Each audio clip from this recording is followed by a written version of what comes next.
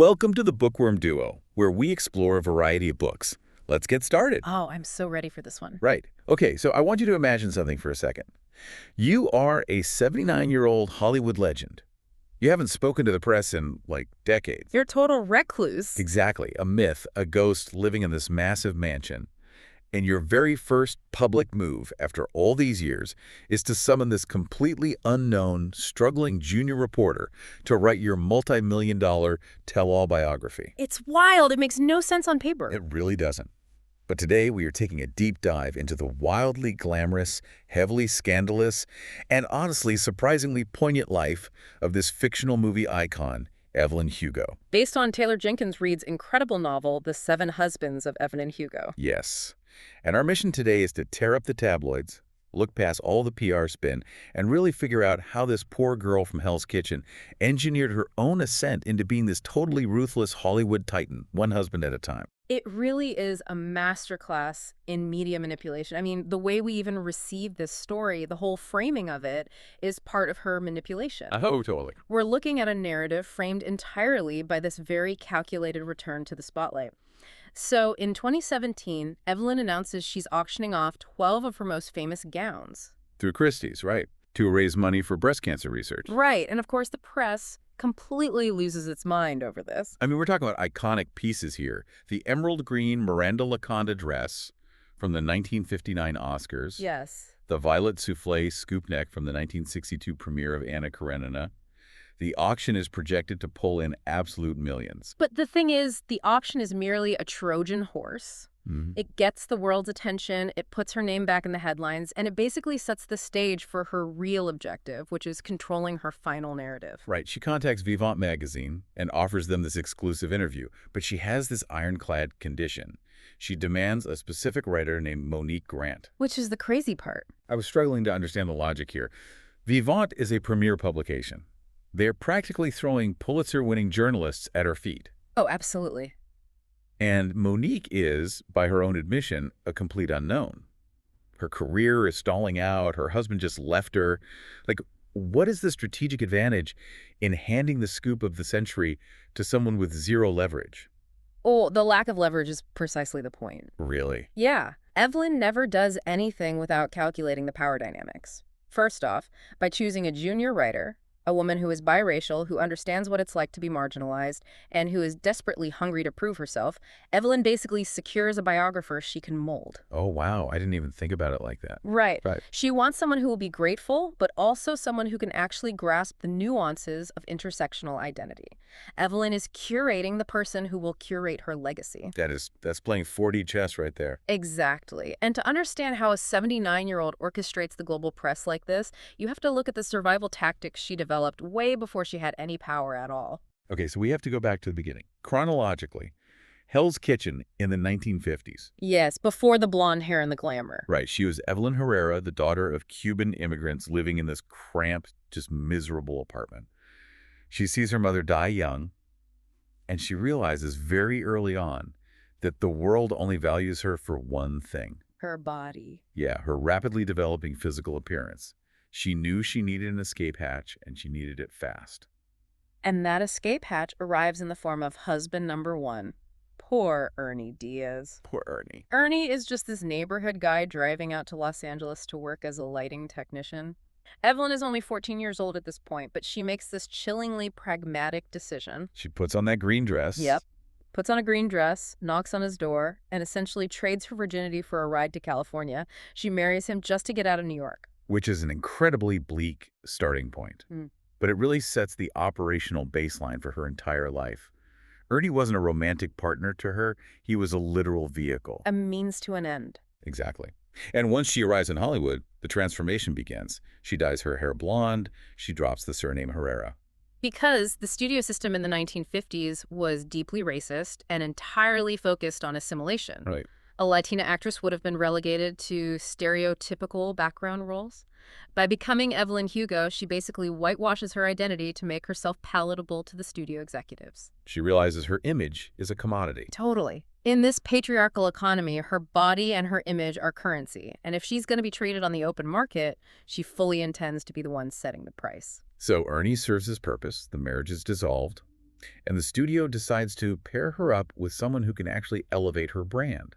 Husband number 2. Goddamn Don Adler. Goddamn Don Adler. Yep. He is the golden boy of the silver screen. And the studio essentially orchestrates their entire courtship. It looks so perfect on the outside. It does.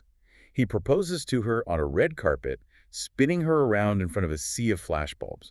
It looks like the ultimate Hollywood fairy tale to the public. But behind closed doors, it is an absolute nightmare. Yeah. Don is violently abusive. He is intensely insecure about Evelyn's rising star power, and he physically beats her to maintain control. Which is just awful. It's horrific, and it forces Evelyn to confront the stark reality of this dream she chased.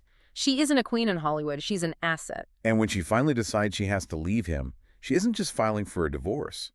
Leaving a powerful Hollywood heavyweight in that era meant facing absolute ruin. Oh yeah, the studios threatened to blacklist her completely. She was considered damaged goods. And this is where I find her strategy absolutely fascinating. Because think about it.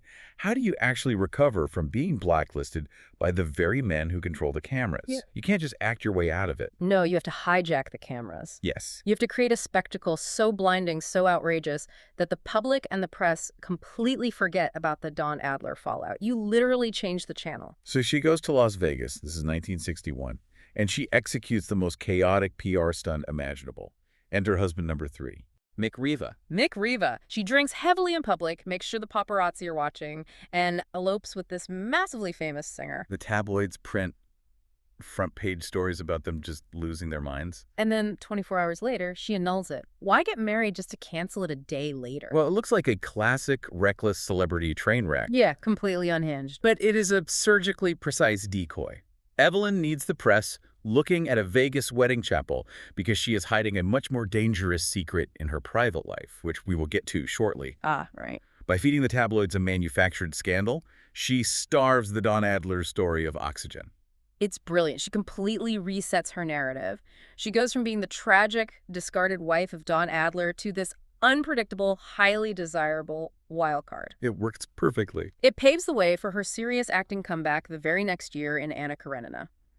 And to solidify that new prestige image, she marries her co-star, husband number 4, Rex North.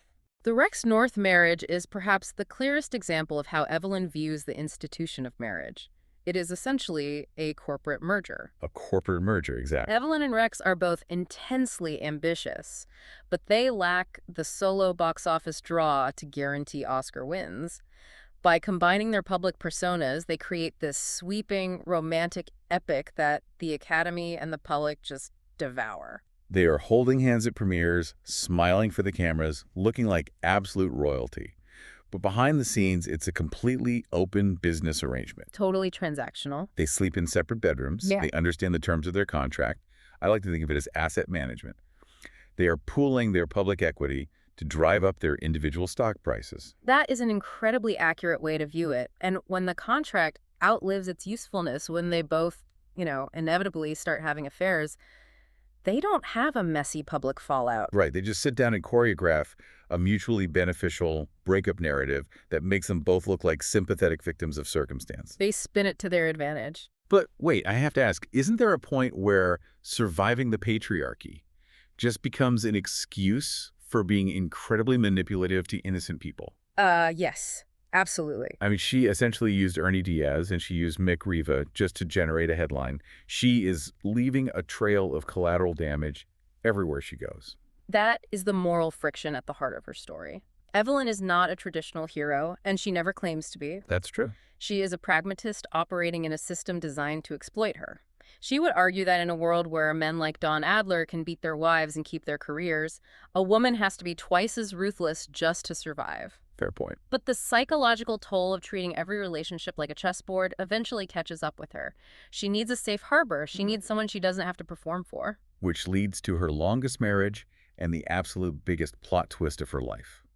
Husband number 5. She marries her longtime producer, Harry Cameron, in 1967. They get married in Capri. Yeah, they build this beautiful life together. They eventually have a daughter, Connor.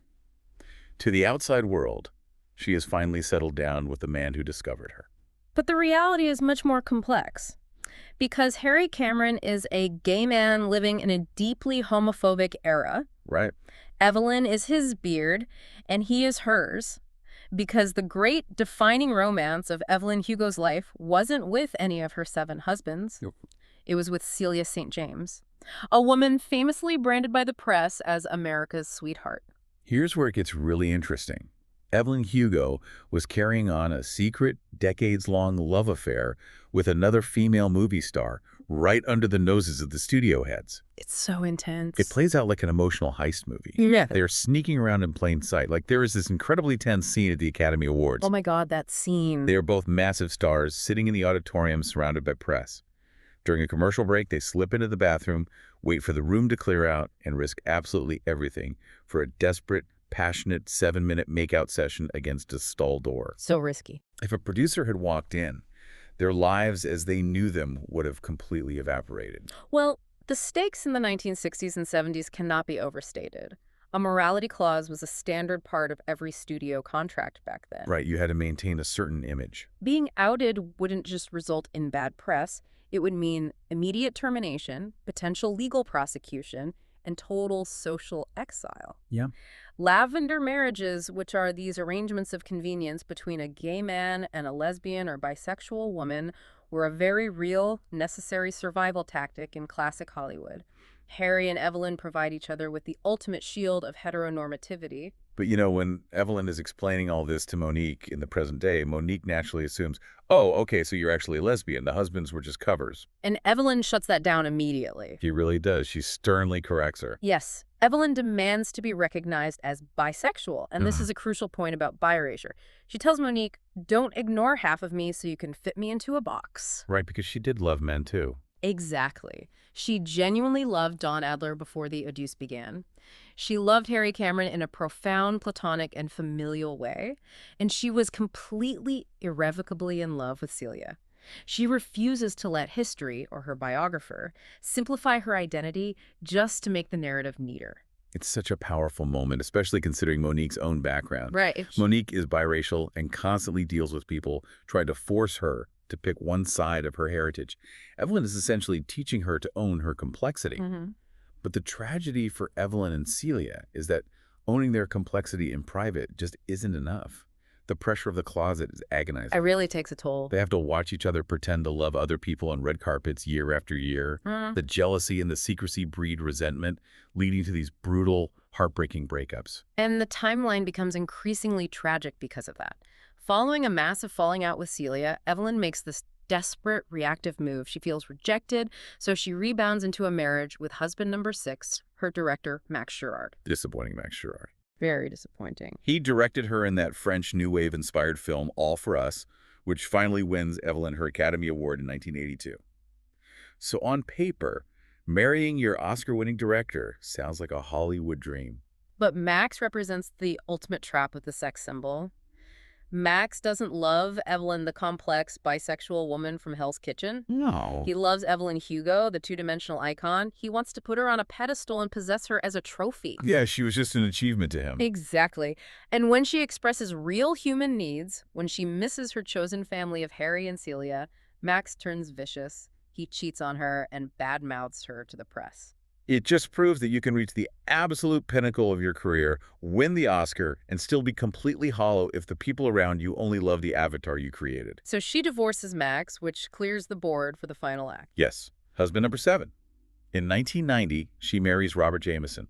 And you, as a listener, have to appreciate the sheer, unparalleled genius of this maneuver. It's so good. Because agreeable Robert Jameson is Celia St. James's brother. It is the ultimate masterstroke of public relations subversion. Right. Can you imagine convincing the world you are head over heels for this guy, you have this highly publicized wedding, but the entire marriage is just an airtight cover story? Oh, so Evelyn and Celia can finally live together in Manhattan. Exactly. To the paparazzi and the public, they're just two friendly sisters-in-law keeping each other company in their twilight years.